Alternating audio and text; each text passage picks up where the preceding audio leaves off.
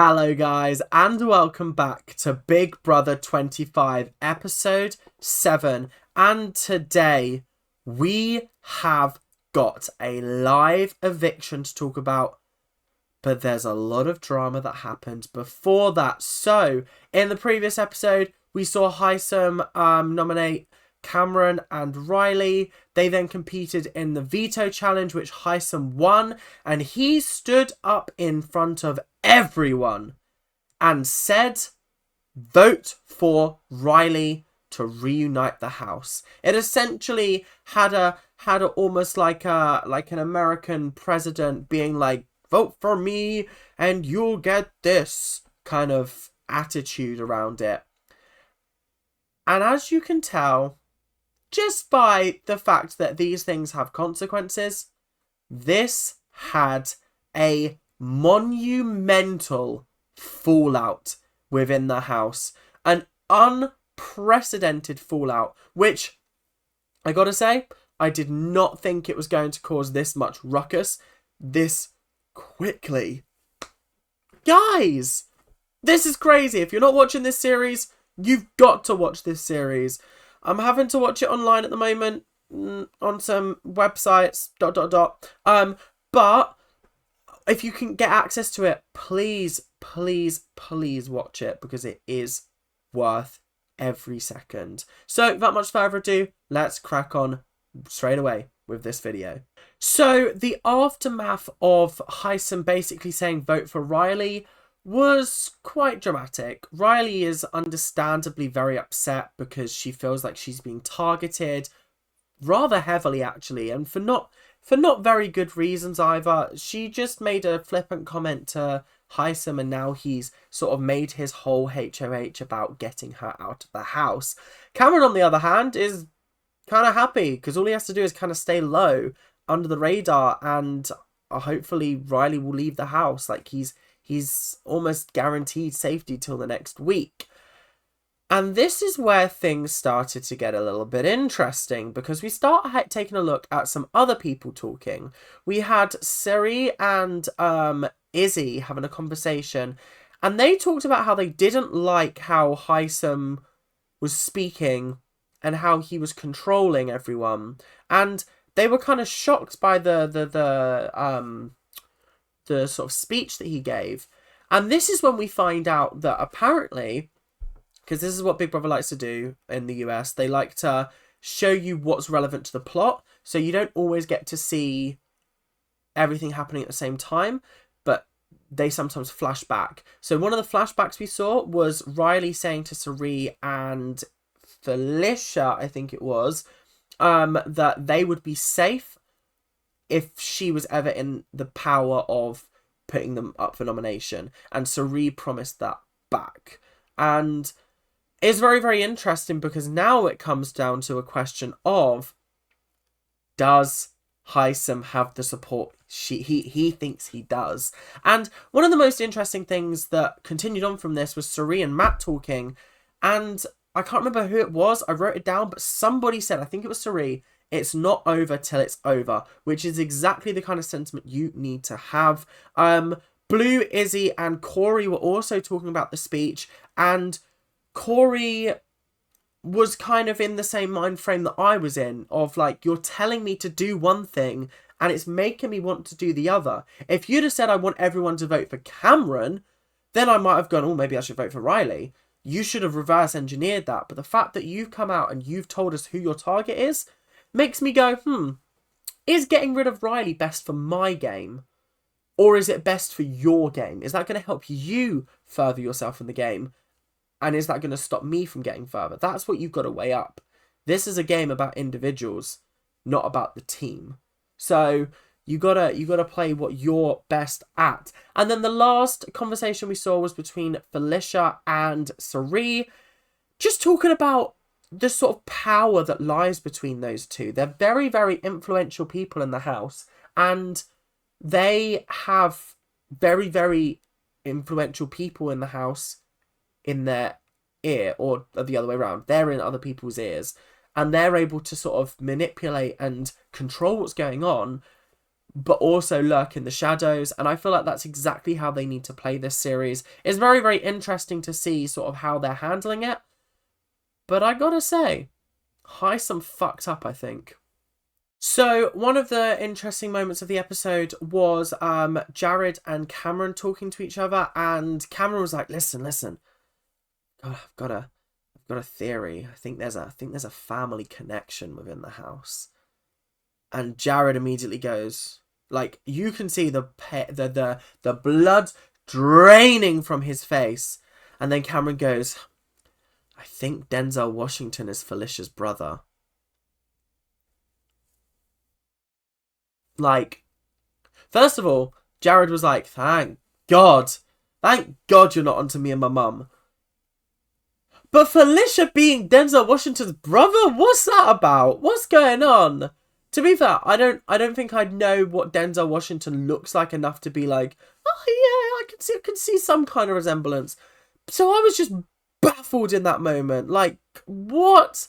I'm so confused. Oh, Cameron, you're actually just a bit of a melon, aren't you? Little bit of a melon. So, on the back of all the drama that's been happening, Hisam called a meeting of the professors, and it was very, very clear he was running the show. He was saying that everybody needs to find a buddy so that there are no new alliances being made. No one's allowed to be friends with anybody else. It was kind of dictatorial. I don't know quite what the word was, but it was like it was a dictatorship, and Hisam was running the show essentially, which I just thought was a bit odd and a bit strange. I don't know. It's a weird one when it comes to Hisam, because he's very much a controlling, dominant figure, and then he gets into these meetings and he's like, "Oh, what do you think?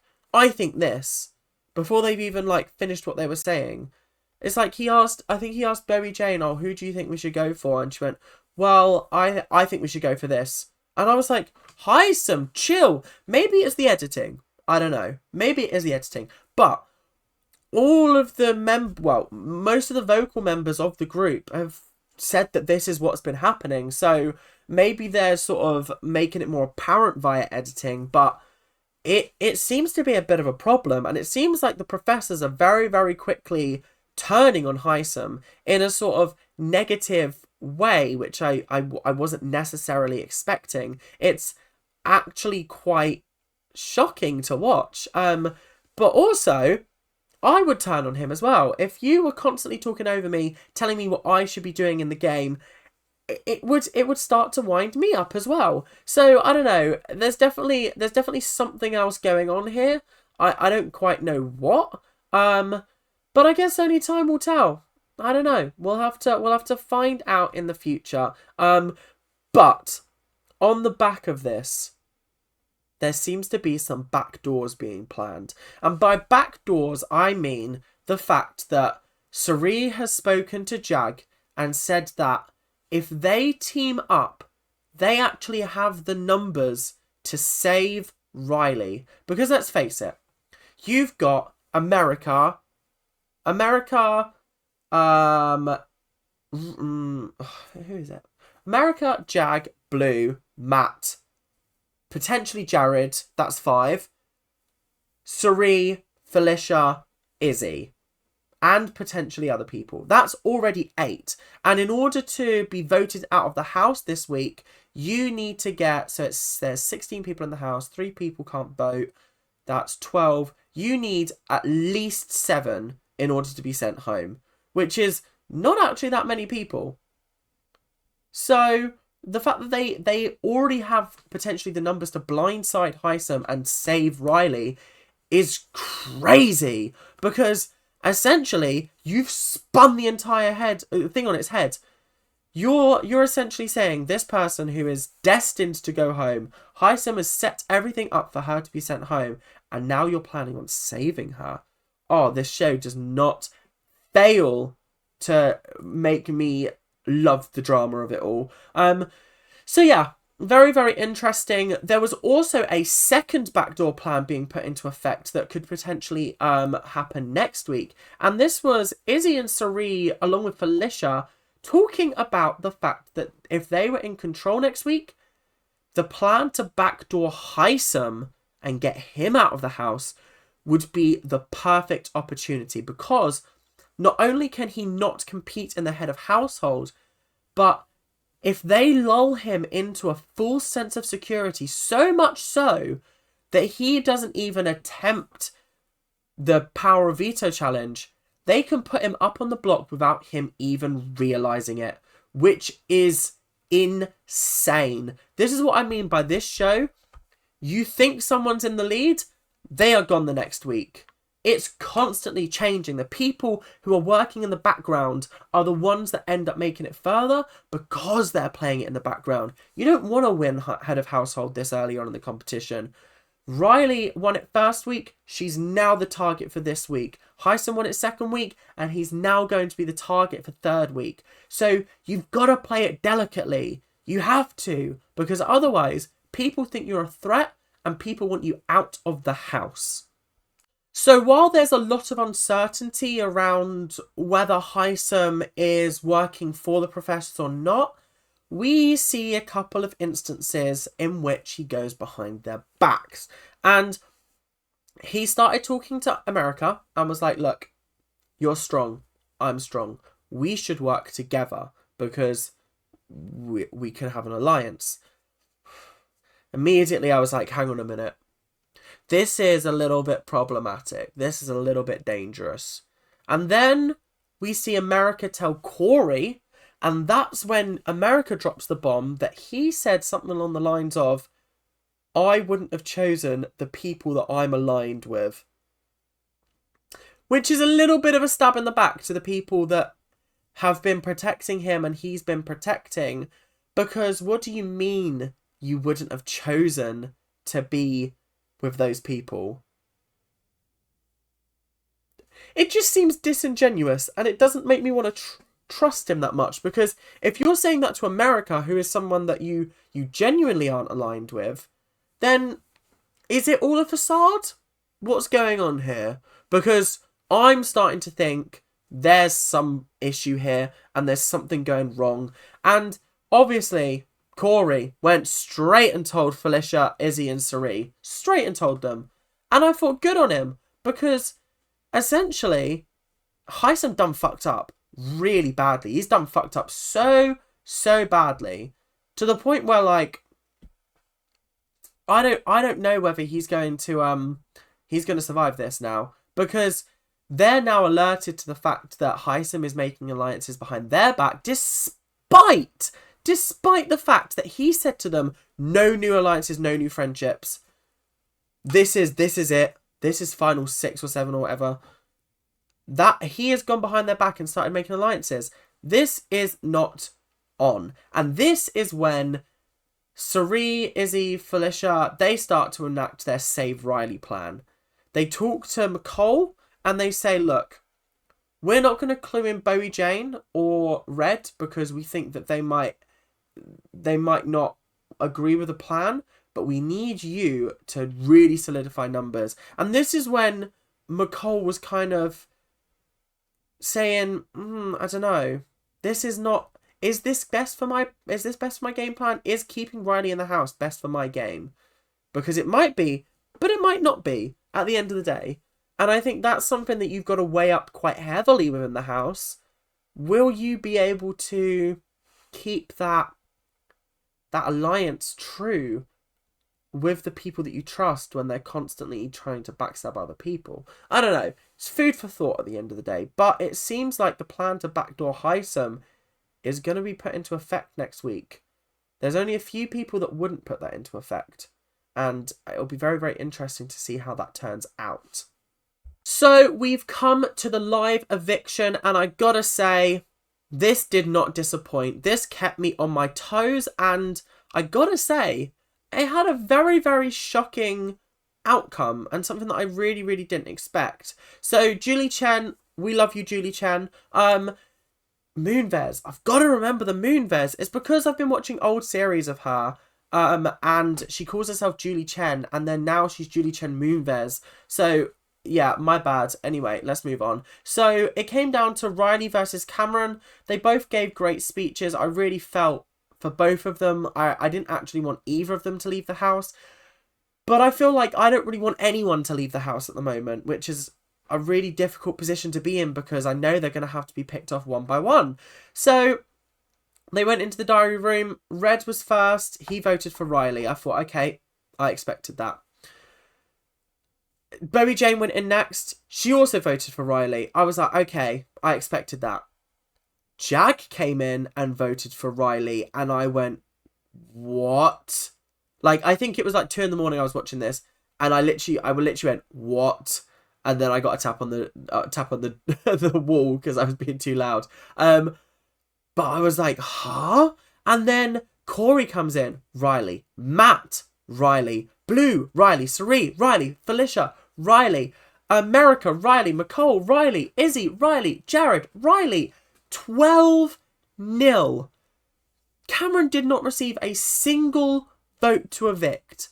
All of them went to Riley, which was mind-blowing. But it was about halfway through that I went, huh, there's a bigger game afoot here. The players in the game have sacrificed a pawn in order to take out a king, which I think is incredibly it's just great game playing strategy. If you present a united front 12-0, you give Heisem the sort of mind frame of, I've won. When in actuality, the only reason that you've won is because you're going home next. There is a plan to backdoor you, and it's going to backfire. Your self-assertion and your dictatorial atmosphere that you brought into the house is going to be your undoing, which is so, it's juicy and it's beautiful to watch. You don't get this kind of thing on British Big Brother because obviously the public vote, but like the fact that they are weeks in advance planning. They're already on next week and this week hasn't even finished yet, which is craziness. So yeah, it was very, very interesting to see that Riley had left. Was I gutted? Absolutely. But when I found out that the bigger plan was to get Heisem out of the house, immediately I was like, interesting. This has big potential to be one of the biggest plot twists of all time. So moving on to Riley's exit interview. There was a lot of fear in the house, she said. She said there's lots of fear in the house around who could go next, who's aligned with who. Riley said that she told her alliance not to blow their cover by voting against her. No, voting against Cameron, voting to evict Cameron, that is. And so she told them to vote her out. I think she realised the game was done, and so she wanted to protect her friends within the game.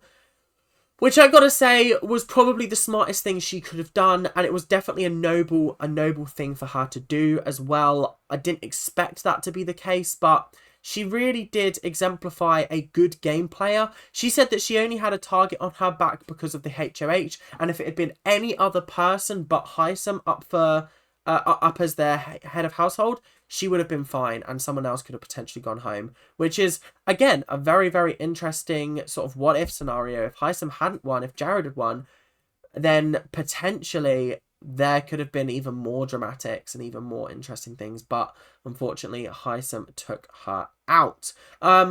She obviously was very, very, very shocked that Cerie and Jared are mother and son. She was shook. It's always really, really funny to find out what people think about that when they're evicted. And she said that they're very, very good liars as well. And she just genuinely seemed like she was happy to be there and happy to be a part of Big Brother history, which I think is absolutely noble. And it seems like she didn't have any bitter feeling in her heart. She knew that it was a game and she knew that she just got played.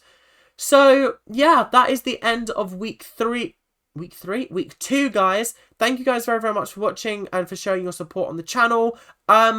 I will be doing some more videos on this. We're looking at week 3. I'm probably gonna finish week 3 and then start making videos on it. So thank you guys very, very much for watching, and I will see you guys later. Keep on ranting. Bye now.